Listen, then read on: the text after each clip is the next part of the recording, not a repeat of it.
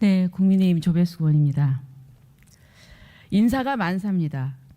그런데 이재명 정부의 인사 과정에서 잇따라 문제가 제기되고 있습니다. 그 중심에 김민석 국무총리 후보가 있습니다. 최근 수년 사이에 특별한 소득 없이 약 8억 원에 달하는 재산을 증가시켰고 수억 원의 추징금 납부하면서도 교회 헌금과 자녀 유학비 등 고액 지출을 감당한 정황이 드러났습니다. 전처가 비용을 댔다거나 경조사 수입으로 현금을 받았고 배추농사 투자 수익 배당금으로 매달 450만 원가량을 제공받았다는 등의 해명을 내놓았지만 국회에 그 어떤 증빙 자료도 제출하지 않았습니다. 또 칭화대 석사학위 논문 표절 의혹도 있습니다. 더 나아가서 김 후보자는 청문회 질의 과정에서 이 정당한 의혹 제기를 비아냥과 조롱으로 응수하는 그런 불성실한 태도를 보였습니다. 그런데도 여당은 청문회장에서 후보자 해명 요구에는 침묵한 채 오히려 문제를 제기하는 야당 청문위원을 향한 반격과 공격에 집중하는 모습을 보였습니다. 이것은 인사청문회를 국민을 위한 검증의 장이 아니라 정쟁과 방어의 수단으로 전락시킨 것이고 의회주의의 근간을 훼손하는 태도입니다. 게다가 김민석 후보자는 인사청문회 과정에서 50%에 가까운 우리나라 국가채무 비율을 20 내지 30% 수준이라고 답했고 올해 국가예산 규모조차 제대로 답하지 못했습니다. 국무총리가 어떤 자리입니까? 대통령 거리 시에 대통령 대행하는 자리이고 대통령을 보좌해서 행정 각부를 통할하고 국가 운영 전반을 조율하는 중요한 책임자입니다.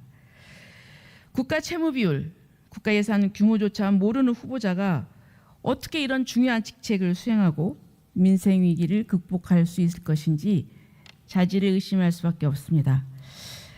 다른 장관 후보자들 역시 예외는 아닙니다. 정은경 보건복지부 장관 후보자는 방역 책임자로 재직하던 시기에 남편이 방역 관련 기업 주식을 거래해서 시세 차익을 얻은 정황이 드러나서 이해충돌 논란이 제기됐고 또 조현 외교부 장관 후보자는 부동산 갭 투자 의혹과 자녀집 반전세 계약 의혹이 제기됐고 배경훈 과기부 장관 후보자 미성년 자녀의 고액 주식 보유 등과 관련해서 공정성, 형평성 문제가 제기되고 있습니다. 또 이전에 고위공직자 검증을 책임져야 될 오광수 민정수석이 차명부동산 그리고 차명대출 의혹으로 임명된 지 5일 만에 자진 사퇴했습니다. 지금 이재명 정부의 그 인사검증 시스템이 정말 부실하다고 볼 수 있습니다. 그럼에도 불구하고 이재명 정부는 의혹 해소보다 임명 강행을 택하고 있습니다. 이것은 국회의 눈높이와 국회의 검증권을 무시하는 것입니다. 지금이라도 인사검증의 실패를 인정하고 김민석 후보자에 대한 지명을 철회해야 됩니다. 더불어서 장관 후보자들에 대한 엄격한 재검토를 통해서 국민 신뢰를 회복하는 것이야말로 책임 있는 국정 운영의 출발점이 될 것입니다. 자,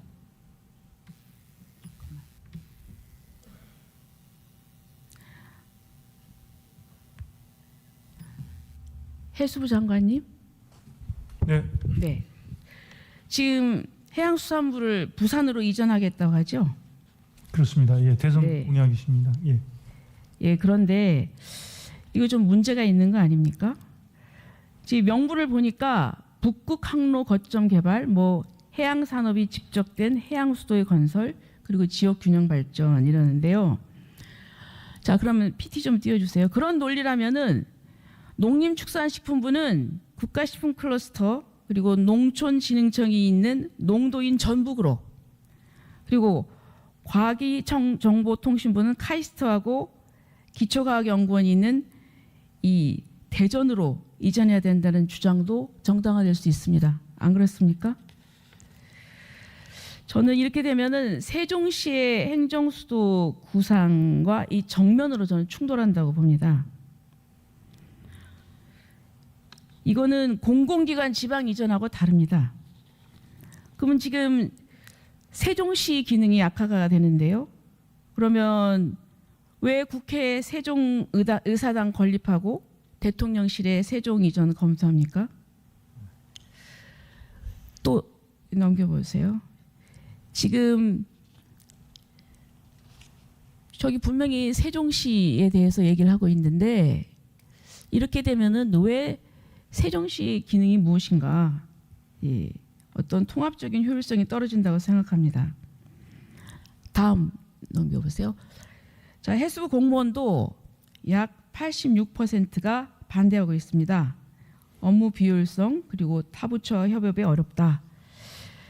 그리고 또 사실 세종시로 공무원들이 와서 이 10년 됐는데요. 아주 어렵게 정착했습니다.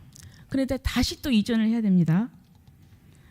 그런데 저는 지난번에 국정기획위원회를 대상으로 해수부 업무 보고 하다가 중단된 적 있죠? 그렇습니다. 네. 그 이유가 뭡니까? 그 자료 유출에 대한 부분을 좀 말씀을 하셨습니다. 자, 그런데 제가 볼 때는 자료 유출이나 뭐 대통령 공약 검토 부족이라고 하지만은 저는 이것은 갑질, 저는 길들이라고 생각합니다. 저는 그래서 이 해수부 업무 보고 중단하고 이 부처 이전 결정 사이에 어떤 연계성이 있지 않았나 이렇게 생각합니다. 혹시 대통령실이나 국정기획위원회로부터 무슨 외압이나 지시가 있었던 거 아닙니까? 그런 건 없었습니다. 자, 그리고 저희들이 보기에는 지금 해수부 장관 후보자로 전재수 의원이 지금 지명이 됐습니다. 그렇죠? 네. 예. 그런데 저희들이 객관적으로 보기에는 어떤 전문성보다는 지역 안배 그리고 혹시 내년 선거를 위한 어떤 정치적인 고려가 우선된 인사가 아니냐 이런 비판이 있습니다. 저는 장관직이 해수부 이전의 정치적 상징성을 위한 수단으로 활용된 것이라면은 이것은 또 다른 형태의 국정농단이라고 생각합니다. 해수부 장관님, 이 해수부 부산 이전과 관련해서 뭐 여론조사나 내부 의견 수렴, 뭐 국회 보고, 공청회 이런 절차 거친 적 있습니까? 그런 거는 지금 공청회 같은 경우에는 지금 뭐 거친 적은 없습니다만 전혀 없죠. 예. 제가 볼 때는 그냥 이게 공약으로 막 먼저 이렇게 던져진 것 같은데요. 저는 이거는 좀 독단적이고 비민주적인 행정이다. 그래서 장기적으로는 저는 정부 책임 문제로 이어질 거라고 생각을 합니다. 그래서 저는 이 피해는 나중에 국민에게 돌아온다고 생각하고요. 저는 정부는 지금이라도 일방적인 이전 추진을 중단하고 좀 논의를 전면 재검토해야 된다고 생각합니다. 자, 그리고 과기부 장관님하고 산자부 장관님께 질의를 하겠습니다. 지금 이재명 정부는 AI, 반도체, 로봇, 첨단 산업을 국가 핵심 성장 동력으로 내세우고 있습니다. 그래서 100조를 투자한다고 하죠. 예? 네, 그렇습니다. 자, 그런데 이것을 위해서는 제일 기초적인 필요한 것이 무언가요? 네, 전력. 전력이죠. 예. 근데 이번 추경에 보니까요. 신재생 에너지 분야에는 1,200억 원의 예산이 추가 편성됐어요. 근데 원자력 발전과 관련해서는 단 1원도 편성이 안 됐습니다. 저기 자료 좀 다시 띄워주세요. 네, 저 젠슨 황인데요. 그 AI 산업의 가장 큰 도전 과제는 에너지다. 그래서 이제 대만에 얘기를 했습니다. 원전에 반드시 투자해야 되며 원전에 낙인을 찍어서는 안 된다. 이 얘기를 하고 있습니다. 지금 보세요. 용인 반도체 클러스터 여기 이 이제 대규모 전력 수요가 수도권에 집중돼 있고요.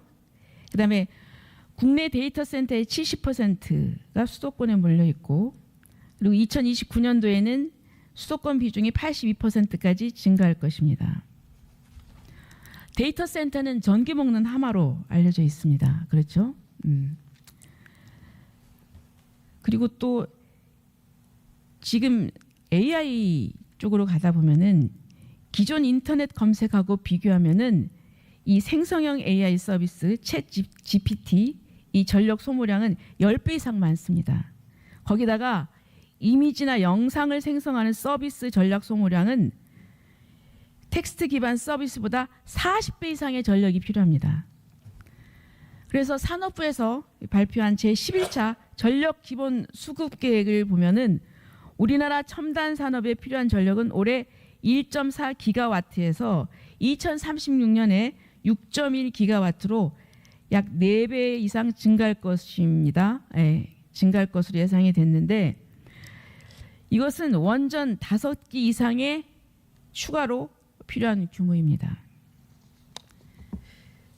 산자부 장관님, 네. 지금 이제 AI 기술 활용을 확대하고 데이터 확장이 국가 목표라면은 이에 상응하는 에너지 수급 대책이 있어야 될 텐데요. 네.